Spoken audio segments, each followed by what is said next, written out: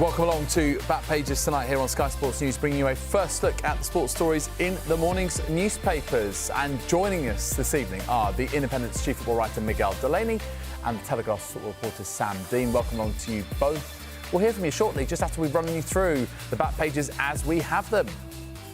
So, back page of the Express. Well, there is the headline, 97 million reasons to take on World. Of course, that is the prize money on offer, potentially for the winners of the Club World Cup this coming summer. City and Chelsea can land cash bonanza by lifting controversial cup. And also at the top there, Welsh won't get any favours from Fowle. Yes, Andy Fowle has named his coaching staff for the Lions Tour of Australia. Back page of the Mail. Chelsea civil war. Furious fans urge Top Flight to probe owner Burley's link to ticket touting. On the right-hand side there, Real Trent deal for Club World Cup. We'll be discussing that one. And then right at the top, ruthless Red Bull dump another driver. What about the Times? In their sports section, Farrell opens Lions door to son and laws. That's because his own son, Owen Farrell, plays over in France. He might be considering French-based players. Also, you can see the photo there of Alessia Russo, who scored twice as Arsenal beat Real Madrid 3-0 on the night, 3-2 on aggregate to make the Women's Champions League semi-finals. Into the sports section of the Telegraph. Lions face France player fight. That story again. And then at the bottom as well, Chelsea fans urge inquiry into Burley ticket firm. What about the Eye? Russo on the rampage, double puts Arsenal in Champions League semis. Yes, that fantastic turnaround from Arsenal at the Emirates Stadium. Farrell opens picking from France, including his son Owen, as we've discussed before. And then the main story there at the bottom, an exclusive, Newcastle target attackers after Wembley glory. So Newcastle looking to build on their success in the Carabao Cup final. Mirror looks like this. Club class. Chelsea and City will fly to USA for World Tournament, hoping for £97 million jackpot. Yep, that story again involving the huge prize money at stake. And then on the right-hand side and at the top there, Fowler. Reds must give Mo whatever he wants. So obviously Robbie Fowler wanting Liverpool to keep hold of Mo Salah, whatever that means. That page of the Star looks like this. Money, money, money. Pretty clear, isn't it? First of all, the Club World Cup, then that Robbie Fowler story as well. Fowler tells Reds sort salary rise now. And finally as well, that Andre Onana will snub Saudi mega dosh deal and instead stay at Manchester United despite the riches on offer in the Saudi Pro League. OK, welcome along once again to Miguel and to Sam. Right then, where shall we start? Let's go for Todd Burley, shall we? And the story that we've got in the Mail here, Chelsea Civil War is the headline.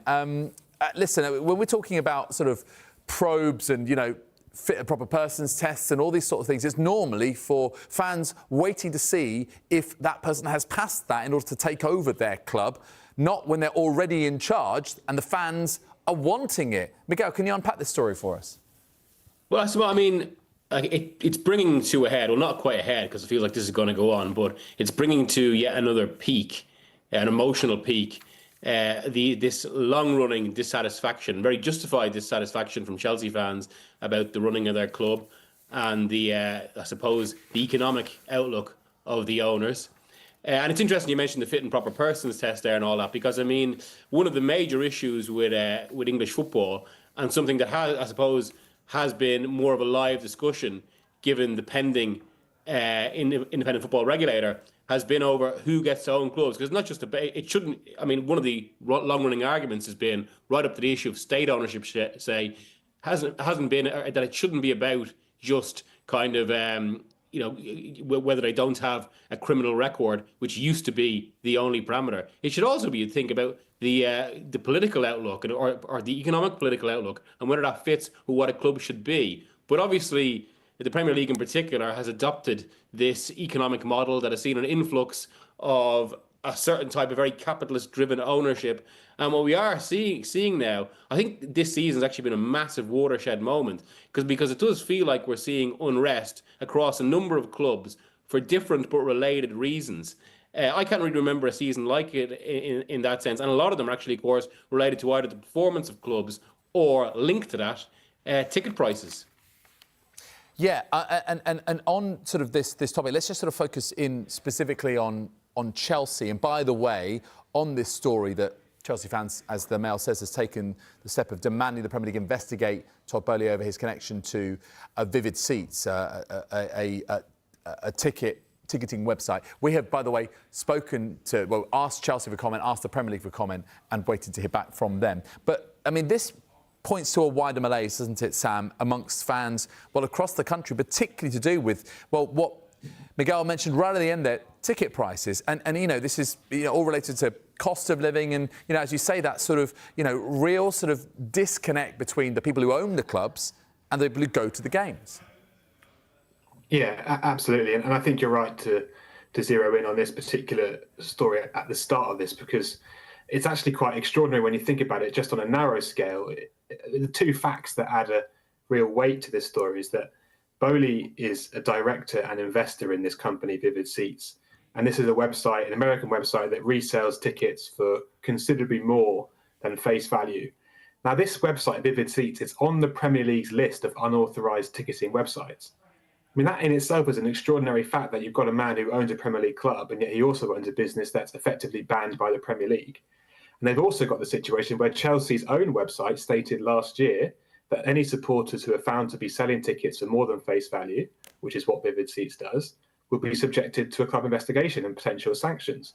So where does that leave Boehly as the part owner of this company? It's a very unusual situation, and clearly, as we've seen, the Chelsea Supporters Trust are not happy with it. I think the one thing I should say, just to make clear, though, is that you can't buy Premier League tickets from the UK on this website, if that makes sense. You have to be a sort of American visitor or someone who's outside the UK. So I think it would be illegal for anyone in England to use it to buy tickets here. But that's the sort of narrow issue on this one. But you're right in saying that the wider ticket issue is absolutely reaching boiling point, I think, now. And we've seen, Miguel mentioned it rightly, that this season's been a very vocal one for fans. But also I think it goes back to last season too. And you're starting to feel that rising tide of anger and real sort of dissatisfaction among supporters who are seeing these prices go up and up and up, and they're seeing their fans defend it with their clubs defend it with excuses about PSR and saying, oh, they need to get every penny, it all counts. But it's very hard to stomach that when a club is spending sort of £100,000 a week on one player's wages.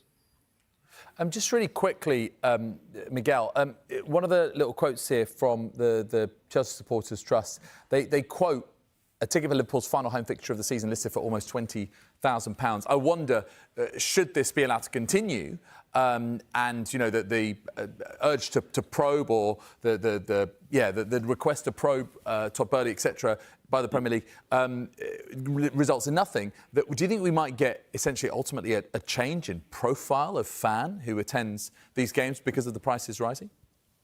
I mean, it does feel like that is already happening. That discussion has been particularly prevalent around Manchester City this season, where there's been regular supporter complaints about, I suppose, supporters in there that have no affiliation to the club, or kind of just seem to be treating the day as tourists. And it does fit into something wider. I mean, as Sam excellently kind of surmised there are very specific details to this Boehly story.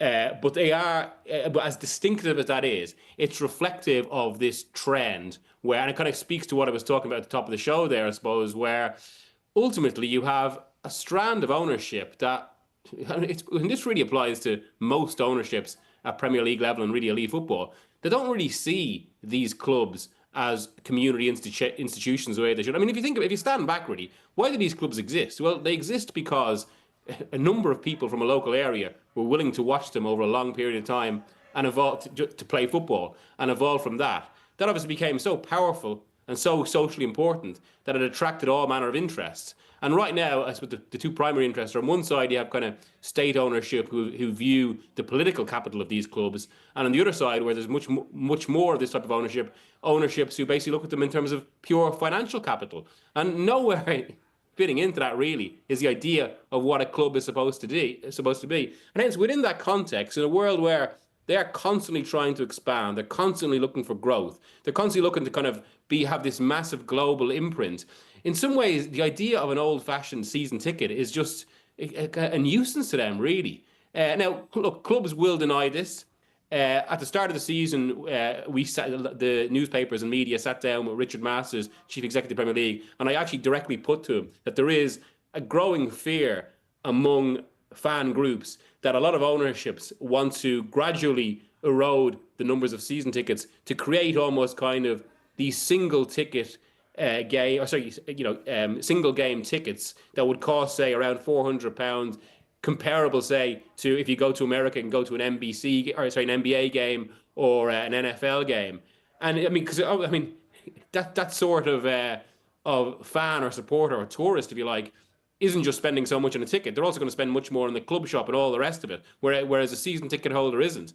Masters denied that at the time, but it does feel like, I mean, the evidence is mounting and mounting, and it's just another theme here that kind of raises, or should raise, serious questions about football's modern direction, even if it does long feel as if the horse is bolted. But there is something that we, the media and fans, should be fighting for here. Often, ticket prices being high is stated as a reason because of like PSR and clubs trying to sort of defend themselves against PSR. One thing that will definitely help clubs defend themselves against PSR is if they manage to win the prize money of £97 million for winning the Club World Cup. So Manchester City and Chelsea have got a chance to alleviate their pains there. Let's get to the back page of the Express. 97 million reasons to take on world is the headline for David McDonald's piece. Sam, what's your take on these numbers? Well, fundamentally, they're huge numbers, and we've all been talking for quite some time now about the Club World Cup and wondering what's the point and wondering who cares. And a lot of players don't seem particularly interested. A lot of clubs haven't seemed particularly interested. But now the figures are out there, and here we can see why it's worth going to for clubs like Chelsea and Manchester City. I mean, for Chelsea especially, we know the struggles they've had of keeping on the right side of PSR and financial regulations. And the thought of winning this, and it's very much a winnable competition. There's not that many games to play. To make nearly £100 million for that would make a huge difference to their financial strategy, to everything really. And suddenly, right now, this tournament looks a lot more appealing, I think, than it has at any previous point. And I think it will be interesting to see how this manages to shape football and the economic future of football in the years to come, because we already know the disparity between teams in European football and the Champions League and teams who aren't in Europe. And that gap is growing ever bigger with each season. And now you throw this in there too, another £100 million. And you can see this gap is going to grow and grow and grow. And that difference between the biggest clubs and the smaller clubs is going to get larger.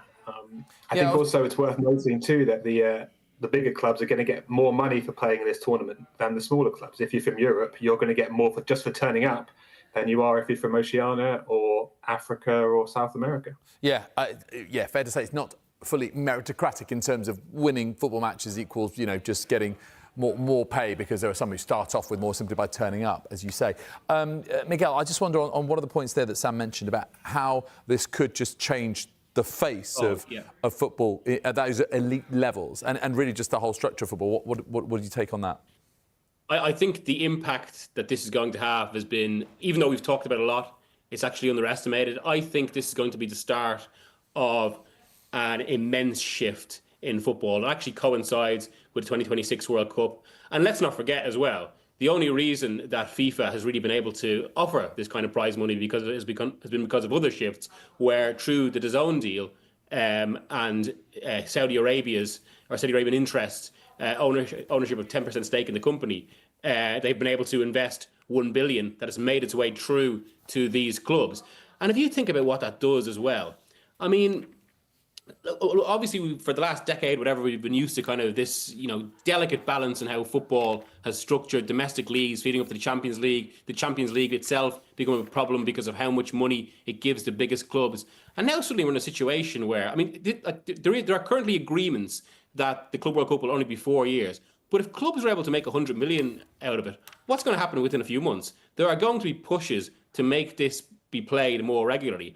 And also, what will that do as well? I mean, this actually fits into exactly what we're talking about in terms of ownerships wanting these clubs to be global entities. Well, given America is seen as the new frontier for football fandom, as a booming commercial market, given how much interest in the sport has taken off. Well, essentially, everyone wants to play games there. I mean, La Liga have already talked about it. Yeah, the Champions League, or UEFA deny it for the Champions League, but everyone in football talks about it as something that's going to happen. And they've just struck a deal with a US agency, Relevant, who are with all that seen very much in this perspective. And it's not hard to envisage a situation 10 years down the line where football has become kind of unmoored from its domestic roots. And we see kind of a truly globalized games where the major European clubs, major Saudi clubs, major US clubs, or major South American clubs are all kind of playing more kind of properly competitive games all over the world. And it's a properly globalized system. And at the very least, a development like this, with prize money like this, is the potential spark for it. Yeah, could well be a catalyst, although, just even thinking about that, mind boggles, doesn't it, still? All right, thank you very much indeed to both Miguel and to Sam. We'll take a break. When we come back, we'll look at more of the sports stories in the morning's papers, including this in The Star, where former Liverpool striker Robbie Fowler's urged the club to give Mo Salah whatever he wants to stay. We're back in a couple of minutes.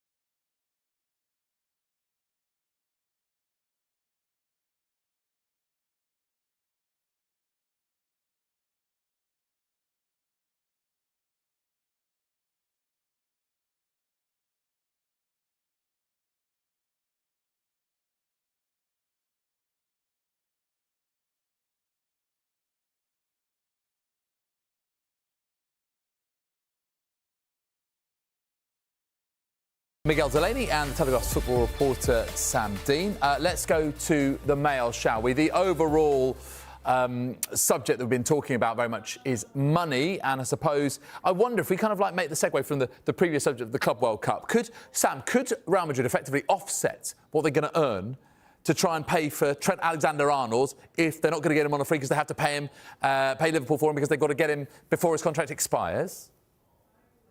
Yeah, this is we're very much in uncharted territory here. But so effectively, Real Madrid can sign Alexander-Arnold before the Club World Cup starts, which would be as it stands, in the midst of Alexander-Arnold's Liverpool contract. But that would mean, therefore, they'd have to pay for him, which would be doing so 3 weeks before he becomes a free agent. So I can't think, or surely there's never been an example of like this in football history of how do you evaluate a player based on what he can offer you for 3 games? What kind of money would Liverpool demand for a player who can't even play for them in that period because they've not got any fixtures? It's a totally strange and bizarre situation. My hunch is that there will be no need for Real Madrid to get involved in those discussions because the 3 Club World Cup group games that they've got are against Al Hilal, Pachuca and Salzburg. So I don't think they're going to be too worried about getting through those without Trent Alexander-Arnold. And the beauty of signing a player as a free agent is you don't have to deal with the club. So by trying to get him early, they would end up having to deal with those complications of negotiating with Liverpool and trying to find a fee. But you wouldn't rule it out, of course, but it does feel slightly unusual and perhaps unlikely at this point. Yeah, it's not a bad sort of player to bring in, because you can bring in 2 players mid-tournament. Oh, I'll tell you what, let's bring in Trent Alexander-Arnold. That would certainly, boost their options, wouldn't they, going into a potential, I don't know, quarter-final or whatever, Miguel? Yeah, and maybe a fresh player, given that all of Madrid will likely be coming from a long Champions League run, although let's see what happens with Arsenal. A long season and then straight in from internationals to the Club World Cup. And just to pick up on something Sam said there, he said, like, there's nothing ever been like this before. But it again points to the strangeness of this Club World Cup, that FIFA have just imposed it on their own calendar across the usual kind of boundaries. And hence it's even started kind of to impinge on their own World Cup qualifiers a little bit. And yeah, so Trent Alexander-Arnold could feasibly have a few weeks off, where all of his new teammates have been playing for weeks on end. So yeah, something different. And let's not forget with that, to be fair, for all we've been talking about, the issues, the Club World Cup, the attractions, given Real Madrid's history as the first European Cup winners, they are obsessed with winning the first Club World Cup. Yes, I can appreciate that. They always like to make history, don't they, Real Madrid? Let's talk a little bit about on the money theme. 2 players at major Premier League clubs who have been in the headlines. Back page of the Star looks like this. Money. So on Mo Salah, Robbie Fowler urging Liverpool to give him what he wants to try and keep him at the club. Do you think that holds much weight, Sam? It's a tricky one, this, because obviously everyone has seen what Salah has done this season and how well he's played. I mean, it's a historic individual season for him and he's going to lead Liverpool to the Premier League title. But that's different to giving him a contract for the future. I mean, a contract is not a reward for current performance. It's effectively a calculation and a projection for future performance. So the argument that they should give him what he wants because he's scoring goals now, I don't think really holds weight, and I don't think it's quite that simple. I think the fact that it has not happened yet and the fact that it's still ongoing and there's still so much uncertainty is proof of how complicated this is, because Salah is 32. The question for Liverpool is not, is he good now? It's, will he still be good for the duration of the contract length that he wants? At any point, he could drop off. He could have injury issues. I mean, even in the last 5 games, I think he's only scored in 1 of those. So, there are always moments and dips and things like that. And for a player of that age, it's really hard to commit that sort of fee for that amount of time, especially when they're an explosive attacking player. So, while I totally understand Robbie Fowler's point of view, and I'm sure it's one that many Liverpool fans share, it really isn't as simple as just putting 400 grand a week on the table and saying, sign it here because you've been so good for the past few years. It's more about what will you be like? And they've got all the data. They see his physical numbers. They know about his biology. What will you be like, Mohamed Salah, in 2 years' time when this contract comes to an end? So it's very difficult and far more complex than I think some of the headlines over the past 6 months have made it out to be. The other player mentioned, back page of the Star, is Andre Onana. Do you think Manchester United fans, Miguel, will be delighted that he's rejecting the riches of the Saudi Pro League to fight for another contract and fight for his place at Manchester United? Well, it's really fair to say he's not been the most popular Manchester United goalkeeper due to some performances, but sometimes you do sense it almost out of that, a defence of him. I think the story is more interesting in the context of what's going to happen this summer. This is the first major transfer window after Saudi Arabia has had the 2024 World Cup confirmed. And that is basically that's another massive element that's going to dictate the next decade of football, where there's going to be huge expenditure, I think even bigger expenditure on the Saudi Pro League. But I think where they would have thought maybe the last 2 years, maybe kind of normalised big signings or players going to Saudi Arabia, that's maybe become a bit more complicated because some players have left. There's stories about certain players kind of not being happy with the standard there or the structures. And I mean, you do wonder whether that kind of feeds into this Onana story a little bit, because, I mean, look, whatever about his performance at United, he's still kind of a major European player, a major player at an elite level in Europe. And that comes with huge attractions like the prestige of the game. So, I mean, I think it's actually to his credit if he's turned it down, because he wants to aim for the most prestigious trophies in Europe. And people might laugh at that with Manchester United, but of course, they're attempting to make bigger changes at the club there. Sam, very briefly, got about 45 seconds or so. Arsenal women, don't know if you watched the game, but through to the Champions League semi-finals after beating Real Madrid 3-0 at the Emirates. What did you make of this? Alessia Russo there, back page of the Times. Yeah, I think that's really one of the great nights in Arsenal women history, I think. I was just quickly talking to a colleague who was reporting from the match, and he said the atmosphere was fantastic, and obviously Alessia Russo gets the headlines, but also Chloe Kelly was exceptional for Arsenal, having joined them on loan from Man City in the winter window. And yeah, that sounds like an incredible night, and for them, that dream is very much still alive of Champions League success. Yeah, absolutely. Through to the last four. All right, Miguel and Sam, thank you very much indeed for your company, for your insights this evening. If you missed any of the show, well, there is another chance to see Back Pages tonight at 1:30. The show is also available as a podcast. Just download Back Pages on Apple, Spotify, wherever you get your pods. These guys are subscribers. Why aren't you? Join us again Thursday night when our guests will be Jack Rosser and Riyadh Al Samurai. Well, we mentioned it just briefly there with Sam Dean.